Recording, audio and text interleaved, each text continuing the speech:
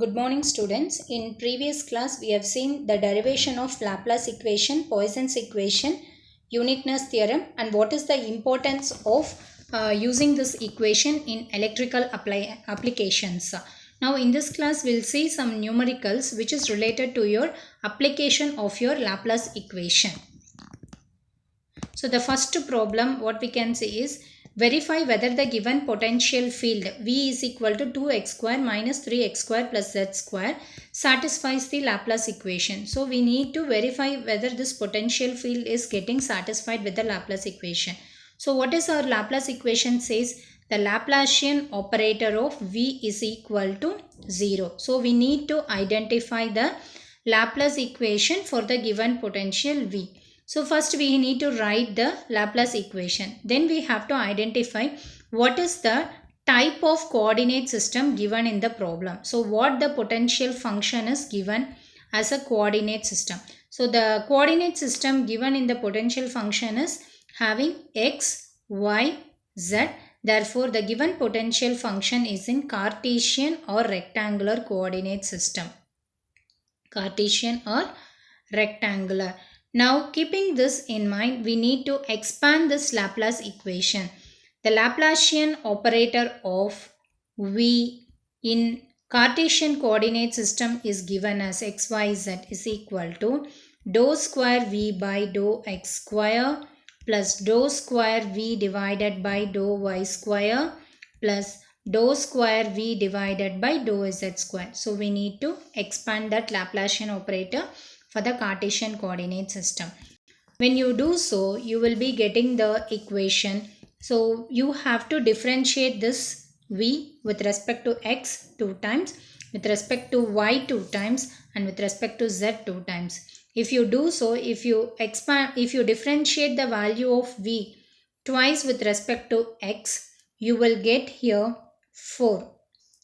With respect to y, if you differentiate, you will get here minus 6. With respect to z, if you differentiate, you will get 2. Now, adding all the 3 terms, that is 4 plus 2, 6, 6 minus 6, which is equal to 0.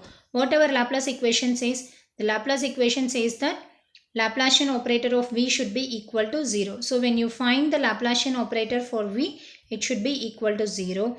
So, for this given problem, as the given potential is equal to 0. After finding out the Laplacian equation, the given potential V is satisfying the Laplacian equation. So, we can say the given potential satisfies the Laplace equation. After solving, we are getting equated to 0. Hence, the given potential field satisfies the Laplace equation. Like this, we need to write it. This is a simple problem. Now, we'll go application wise. Next problem is something related to applying Laplace equation, obtain the expression for electric field strength in Cartesian coordinate system between two parallel planes separated by the distance d in z-axis having a potential difference applied between them. So we need to apply a Laplace equation. So what is your Laplace equation says? It is going to be Laplacian operator of V is equal to 0. This is going to be your Laplace equation. So in the given problem, they clearly stated we need to apply the Laplace equation. And by applying the Laplace equation, what we need to identify? We need to identify the expression for electric field strength.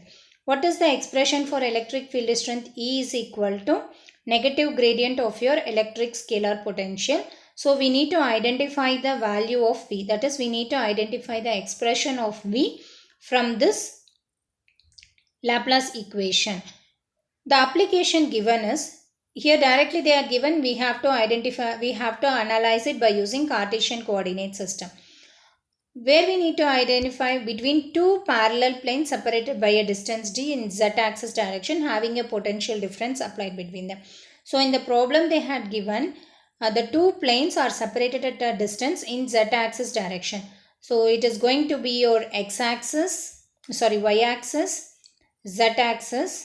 and it is your x-axis. Here we have two parallel planes. This is your first plane and it is your second plane.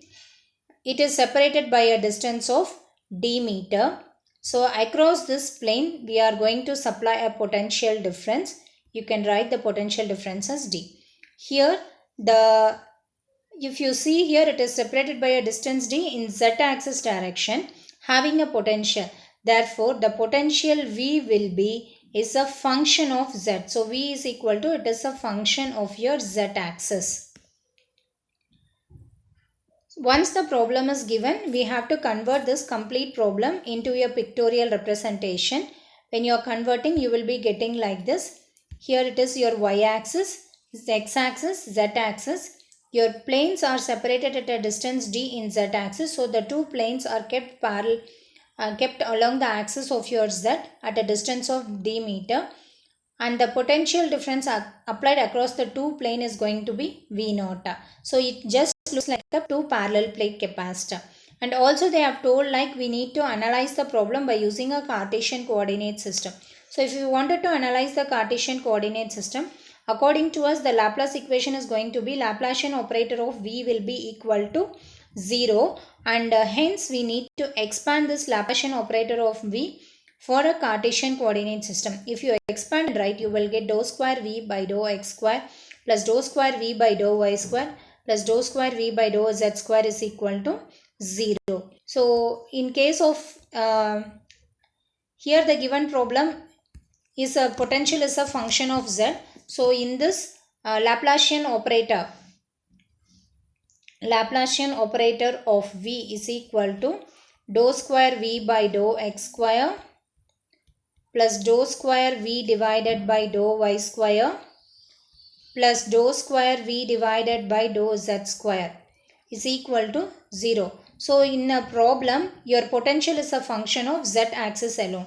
Therefore, these two terms can be equated to 0.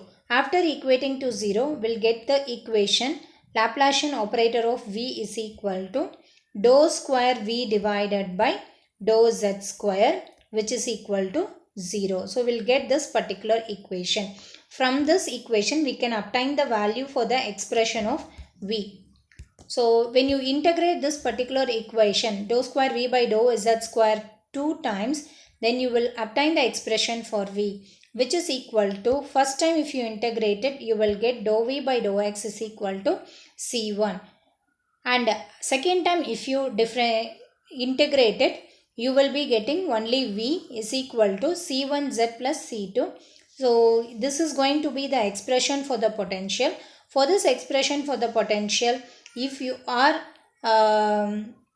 applying the boundary condition, then you can identify the value of C1 and C2.